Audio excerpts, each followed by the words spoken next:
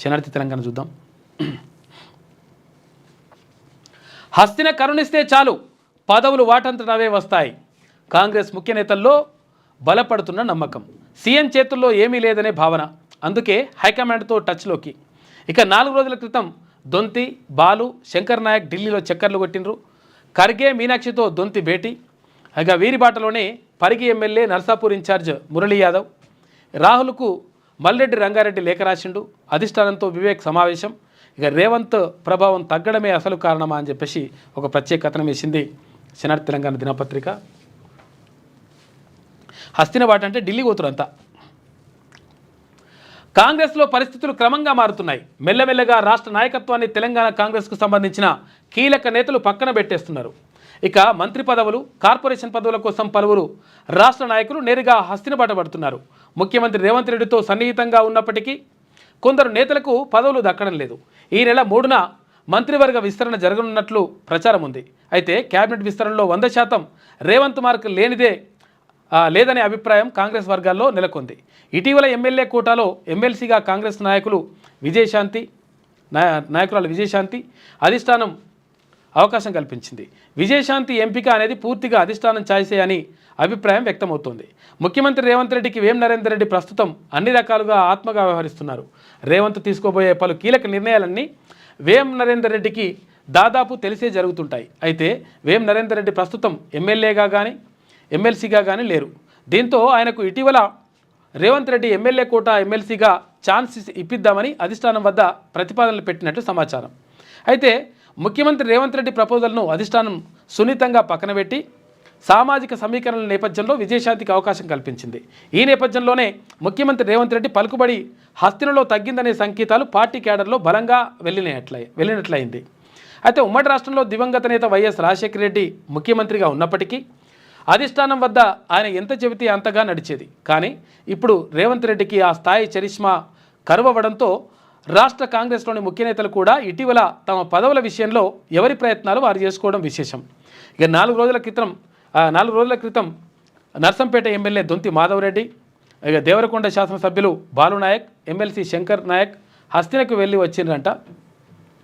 మొత్తం మీద ఈడేం నడుస్తలేదు, అక్కడి నుంచి ఆదేశాలు వస్తాయని చెప్పి షాడిపోతున్నట్టంతా. సంగతి ఏంటో తేల్చండి. హెచ్సీఏ వివాదంపై సీఎం సీరియస్ అయ్యిండు. బెదిరింపులపై విజిలెన్స్ ఎంక్వైరీకి ఆదేశించిండ్రు. టికెట్లు ఇవ్వాలని బెదిరిస్తున్నట. సెప్టెంబర్లో మోడీ రిటైర్మెంట్. సంజయ్ రౌత్ సంచలన కామెంట్స్. పదవి వివరణ గురించి మోడీ ఇప్పటికే భగవత్కు చెప్పేశారని వెల్లడి. రౌత్ వ్యాఖ్యలపై ఫడ్నవీస్ మండిపాటు. మరోసారి మోడీనే ప్రధానిగా ఉంటారు. సంజయ్వి ఔరంగజేబు ఆలోచనలు అని చెప్పి ఎద్దేవా చేస్తున్నారంట. బీసీ సంఘాల మహాధర్నాకు కాంగ్రెస్ మద్దతు. హాజరు కానున్న కాంగ్రెస్ అగ్రనేత రాహుల్ గాంధీ ఇవాళ సాయంత్రం హస్తిన వెళ్లనున్న సీఎం, తర్వాత బీసీ మంత్రులు, ఎమ్మెల్యేలు పార్లమెంట్లో బీసీ బిల్లు ఆమోదానికి డిమాండ్ చేస్తున్నారట. హైదరాబాద్లో గ్లోబల్ కేపబిలిటీ సెంటర్ 2500 మందికి ఉద్యోగ అవకాశాలు. AI, data centre, mobile engineering రంగాల నిపుణులకు ఛాన్స్ ఉంటుందంట.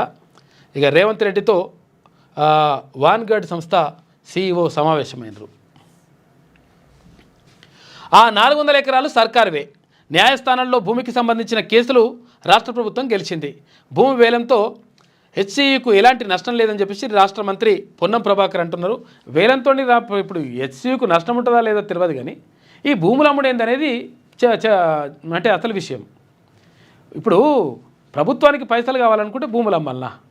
ఇప్పుడు కేసీఆర్ అదే పని చేసినాడు, మరి మీరు అదే పని చేస్తే ఎందుకన్నట్టుగా భూములన్నీ అయిపోయిన తర్వాత ఏమమ్ముతారు? ఇంకా మొత్తం భూములన్నీ అమ్ముకున్న తర్వాత ఏమమ్ముతారు? అప్పుడు హద్దుల నిర్ధారణే జరగలేదు, సర్వే చేశామని చెబుతారా? బౌండరీస్ను ఒప్పుకున్నట్లు టీజీఐఏసీ చేసిన ప్రకటన హాస్యాస్పదం. టీజీఐఏసీ ఎలాంటి సమాచారం ఇవ్వలేదు. పాలక మండలి తీర్మానం లేకుండా భూ బదలాయింపు కుదరదు. 400 ఎకరాల వర్సిటీ భూములు వేలాన్ని నిలిపివేయాలని చెప్పేసి హెచ్యూ రిజిస్ట్రార్ డాక్టర్ దేవేష్ నిగమ్ అంటా ఉన్నాడు. చూసుకోరిగా అటువంటిది ఏం జరగలేదు, హద్దుల నిర్ధారణే జరగలేదు, ఇష్టం వచ్చినట్టుగా అట్టెట్లా చేస్తారని చెప్పేసి అక్కడ అంటుండ్రు, రిజిస్ట్రార్ అంటుండు. గ్రీన్ మర్డర్కు పాల్పడుతుండ్రు. హైదరాబాద్కు ఆక్సిజన్ అందించే 400 ఎకరాల స్థలాన్ని నాశనం చేస్తుండ్రు. ఆ స్థలంలో బుల్డోజర్లు, జేసీబీలు తిప్పుతున్నారు. నెమళ్ళు సాయం కోసం అర్థించడం వినిపిస్తుంది. రాహుల్ గాంధీ స్పందించాలని చెప్పేసి కేటీ రామారావు అంటున్నాడు. ఇక సీఎంకు మానవత్వం లేదా? హెచ్సియు భూముల రక్షణకు విద్యార్థులు ఆందోళన చేస్తుంటే వాళ్ళను గొడ్డును బాదినట్టు బాదుతారా? ఇదేం పాలన? కేఏ పాలకు అప్పగించినా చేస్తాడు కదా అని చెప్పేసి కేంద్ర మంత్రి బండి సంజయ్ అంటున్నాడు. ఇక టీపీసీ చీఫ్కు బ్లాక్ బెల్ట్ అంట. Okinawa martial arts academy certificate ప్రదానం చేసింది. Karate black belt dan 7 certificate రావడంపై మహేష్ కుమార్ గౌడ్ హర్షం వ్యక్తం చేసిండు అని చెప్పేసి ఒక వార్త కనిపిస్తూ ఉంది. ఆయన నిజంగా కూడా మంచి కరాటే మాస్టర్, ఆయన బాక్సర్, కరాటే అన్నీ ఉన్నట్టున్నాయి. ఇక ఎన్ఈవి పేరుతో భారీ కుట్ర. విద్యా కాషాయీకరణే ముఖ్య ఉద్దేశం. విద్యార్థులకు మతభావాలను ఎక్కించే యత్నం. రాజకీయ స్వలాభం కోసం విద్యా వ్యవస్థను నాశనం చేస్తున్నారని చెప్పేసి అక్కడ సోనియా గాంధీ అంటా ఉంది. కాంగ్రెస్ పార్టీ అగ్రనేత ఎంపీ సోనియా గాంధీ కాంగ్రెస్ది అవకాశవాద రాజకీయం అని చెప్పేసి భారతీయ జనతా పార్టీ అంటుంది. నూతన విద్యా విధానం పేరుతో భారీ కుట్ర జరుగుతుందని కాంగ్రెస్ పార్టీ అగ్రనేత ఎంపీ సోనియా గాంధీ అన్నారు. ది హిందూ దినపత్రిక కోసం the 3 scene that hunt India education today పేరుతో రాసిన ఆర్టికల్లో కేంద్ర ప్రభుత్వ విధానాన్ని విమర్శించారు. పూర్తి స్థాయిలో సంప్రదింపులు జరపకుండా రాజకీయ స్వలాభం కోసం విద్యా వ్యవస్థను నాశనం చేస్తున్నారని అన్నారు. అయితే ఎన్ఈపీ అమలులో కీలక నిర్ణయాల నుంచి రాష్ట్ర ప్రభుత్వాలను మినహాయించరాదన్నారు. అయితే ప్రభుత్వం విద్యా హక్కును సమర్థించడం కంటే ప్రచారంపైనే ఆసక్తి చూపుతుందని చెప్పేసి విద్యా హక్కుకు సంబంధించి మరి ఏందో చూడాలి. ఇది నూతన విద్యా విధానం. ఇక ఛత్తీస్గఢ్లో మరో ఎన్కౌంటర్. రాష్ట్రానికి చెందిన అగ్రనేత రేణుకా మృతి. మరోవైపు మావోయిస్టు పార్టీ జగన్ పేరిట లేఖ విడుదల చేసింది. ఓయిలో నిర్బంధాలను ఎత్తివేయాలని డిమాండ్. ఇక చట్టబద్ధతను పట్టించుకోకుండా హెచ్సియులో భూముల వేలమా, యూనివర్సిటీ భూములను కార్పొరేటర్లకు అప్పజెప్పే కుట్ర అని చెప్పేసి ఆరోపణ చేస్తూ ఒక లెటర్ వచ్చిందంట. ఓయు నిర్బంధాలను కూడా ఎత్తేయమని అంటున్నట. మరి చూసుకో ఈసీ కథ మంచిగా వచ్చింది. నీకు లెటర్ వచ్చిందట. ఇక ఫిలిప్పీన్స్కు మన బియ్యం వెళ్తూ ఉన్నాయి. కాకినాడ పోర్టు నుంచి నౌక ప్రారంభం. మంత్రి ఉత్తమ్ కుమార్ రెడ్డి హర్షం వ్యక్తం చేసిండు. ఇక బియ్యం ఎగుమతులను ప్రోత్సహించేందుకు కృషి. గత ప్రభుత్వాలు ప్రయత్నాలు చేయలేదని చెప్పేసి విమర్శిస్తూ ఉన్నారంట. ఇంకా నేటి మాట చూసుకుంటే ప్రజలెప్పుడు ప్రభుత్వాల పనితీరును, నాయకుల ఎత్తుగడలను అంచనా వేస్తారు. ఈ సమాజంలో జరుగుతున్న రాజకీయ నిర్ణయాలను ఎప్పటికప్పుడు ఆరా తీస్తారు. పార్టీల అనుసరిస్తున్న విధానాలను, ఎన్నికల్లో చెప్పిన హామీలను, రాజకీయ పరిణామాలను గమనిస్తూ ఎవరి ప్రయోజనాల కోసం పాటుపడుతున్నారో తప్పకుండా తెలుసుకుంటారు. అబద్ధాల మాటలకు అప్పటి మందం తలలు ఊపినా ఆ తరువాత మీరు ఏ పార్టీ లీడర్లో జనం గుమిగూడిన కాడ కుండబద్దలు కొడతారు. నాయకులు ఆడుతున్న డ్రామాలను రచ్చబండ కాడ మీ ఇజ్జత్ అంతా తీస్తారు.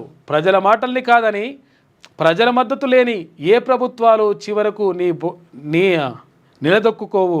ప్రజాబలం లేని ఏ నాయకులు ఎక్కువ రోజులు రాజకీయాల్లో రాణించలేరు.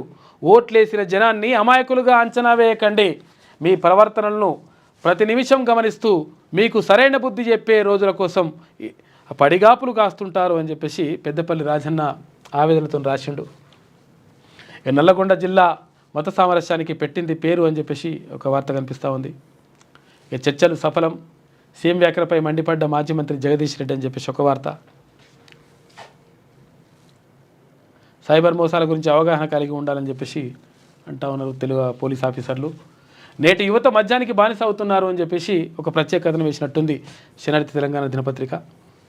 ఇది శనార్థిలో ఉన్నటువంటి ప్రధాన కథనాలు. అయితే లేటెస్ట్ న్యూస్ తెలుగు మరియు ఇంగ్లీష్ అప్డేట్స్ కోసం ఇప్పుడే క్యూన్యూస్ అఫీషియల్ యాప్ని ప్లే స్టోర్ నుండి డౌన్లోడ్ చేసుకోండి. సరికొత్త సమాచారాల కోసం క్యూన్యూస్ వెబ్సైట్ని ఫాలో అవ్వండి. ఛానల్లో ప్రాంతీయ, జాతీయ, అంతర్జాతీయ వార్తలు వీక్షించండి. లైక్ చేయండి,